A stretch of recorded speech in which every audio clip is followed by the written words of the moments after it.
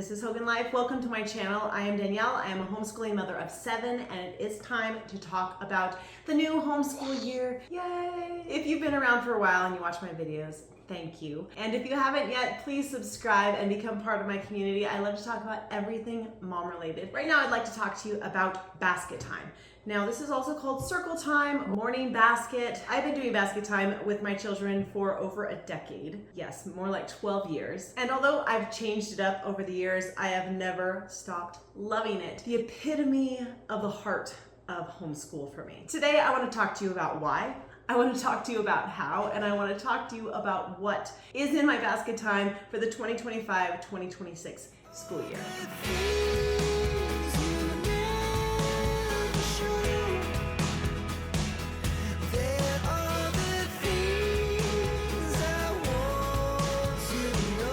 This year, just to make sure I was still on track with my basket time, I did a mind mapping. I just wrote down with basket time in the middle, everything that I thought and felt about it. What would I like out of my basket time this year? Now, first I'm going to tell you why I do basket time, because I'm not really trying to talk you into anything. I'm just trying to give you the information that is from my own experience. I do believe the basket time is an excellent way to school and teach multiple ages. And it's not just about learning academics, it is about focusing on truth and beauty and goodness. You know, when you learn together, you end up having memorable adventures. It gives you something to talk about. When everyone in your family is in their own academic study, you don't have near the discussions, which the discussions are what help us really assimilate information. When I've stopped doing basket time, I feel like I really lose the heart of what I'm trying to do in home educating my kids. I'm very likely to get into this public school mindset, which is all academics and which is all box checking. And I lose out on the heart of what I'm trying to do. So the next question is how. How do I get basket time in every day? I only do it about 3 times a week, anywhere from half an hour to 1 hour. I do it in the morning. I think it is the best way to get the kids to come together, but you can really fit this in any time. You just have to kind of block out your schedule. Say like at 10 o'clock, okay, we're gonna take a break from our regular academic studies and we're gonna go to our basket time, which is a total change. The next question is what?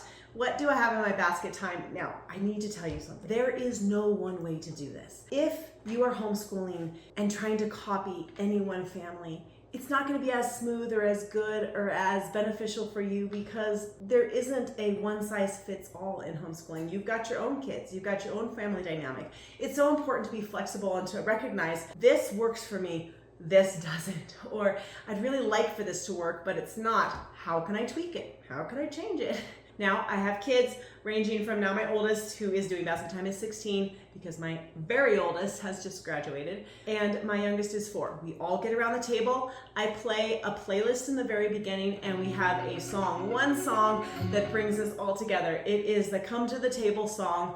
I've been using the same song for probably 10 years. They cannot but be drawn to the table when they hear this song. So my playlist then goes right into I Pledge Allegiance to the Flag. Then we go right into our scriptures. Now these are scriptures I recorded on my recorder on my phone and just stuck into the playlist. I have several different 3-minute recordings and I can just move those around as we've done. Maybe the same scriptures for maybe a month or 2, and then I'll switch out and do another 3-minute section of scriptures. He leads me beside the still waters. He restores my soul. Now my playlist starts to get more into what I want to focus on in this first month. And that is, I want them to be familiar with the Bill of Rights. And so I just pulled some stuff off YouTube and we have the Bill of Rights. And that's about a 6-minute audio.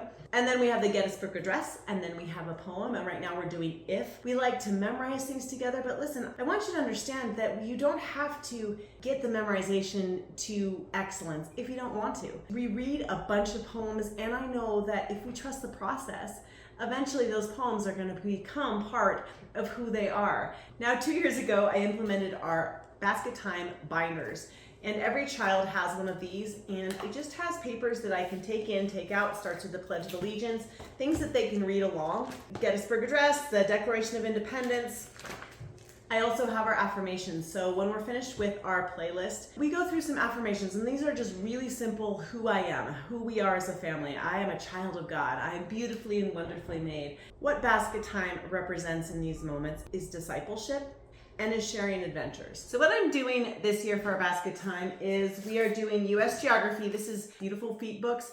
Man, I love these books. I love the curriculum. It's just this one teacher's manual. And we are going to stick with this for 2 months probably, and then we're going to go to the Beautiful Feet California History. It's a literature approach to learning. This is K through 3rd grade, and I love to do the lower grades, even though I have such a wide span of children, and that's because the books are just beautiful and fun and easy to read, but you can take rabbit trails galore. So when we read this book about the grandma who goes on the Appalachian Trail, man, we took rabbit trails and we looked on YouTube about all of the mountain peaks that are on the Appalachian Trail, and we just explored that and had fun.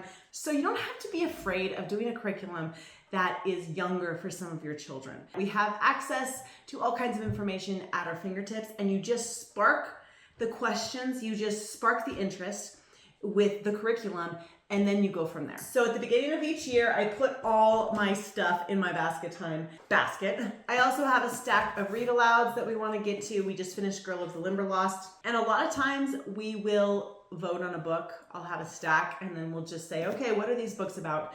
And we'll vote. Another thing I implemented last year was a basket time journal or a notebook. And this is thick because last year we just didn't have enough pages for everything. Because when you do the Beautiful Feet, you do your history notebook or you do your geography notebook. So I do handouts and then we can paste them on our pages. I've extended these books to be for all of our basket time learning. It might look a little disjointed. There's a little geography here, there's some scripture, there's maybe an inspirational quote in our books. But at the end of the year, we're gonna have something that has the date and kind of shows our journey throughout the year. So every child has one of these and we just get them out along with their binders for basket time in the morning.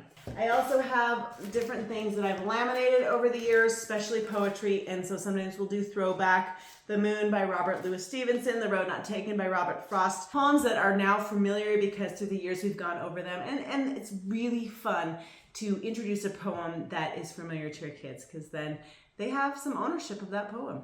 It's been a part of their lives already. I have laminated some other papers just for our various studies. One of the curriculums I have loved over the years, the linguistic development through poetry memorization. I always keep this with my basket time because we read a poem or two every single day. This is my planner. I mean, it's my bullet journal, and everything in my life is in this one book for the whole year. So every time I have an idea of something I'd like to put in and try for basket time, I'll just write it down, and then I'll take something out of my playlist, put something in. Anything I can do to kind of get me hands-free and voice-free for a couple of minutes. So that's it, guys. I hope you try basket time. It has been truly a blessing in my own schooling. Remember, no one can mom your kids like you. And I'm gonna say this, no one can school your kids like you.